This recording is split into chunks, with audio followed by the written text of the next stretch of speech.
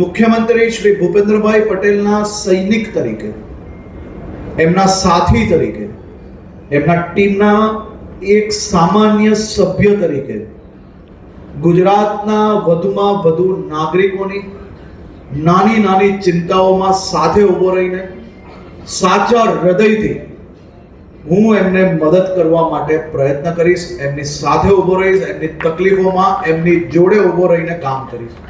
અહીંયા બેઠેલા મોટા ભાગના લોકોને ખબર છે કે હું સામાન્ય કાર્યકર્તા હતો ત્યારે રોડ પર ચાની લારી પર લોકોને મળતો હતો, ધારાસભ્ય હતો ત્યારે હું ત્યાં મળતો હતો, ગૃહમંત્રી હતો ત્યારે હું રોડ પર ઉભા ઉભા બી લોકોને મળતો હતો, અને ઉપમુખ્યમંત્રી તરીકે બી તમારો હર્ષ એ જેવો હતો એ જ રીતે તમને મળશે.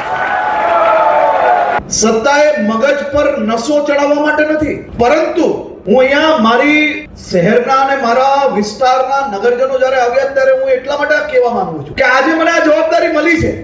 આજે જવાબદારી બદલ કોઈ બી હાર તોલા ના હોવા જોઈએ, ફૂલ બુકે ના હોવું જોઈએ. આજે તમે માત્ર આશીર્વાદ આપો, હું જમીનથી બી નીચે ઉતરીને તમારી સેવા કરવા માંગુ છું. મને તમે ભાઈ અને સાહેબ લગાડીને કોઈ સિંહાસન પર બેસાડતા નહીં.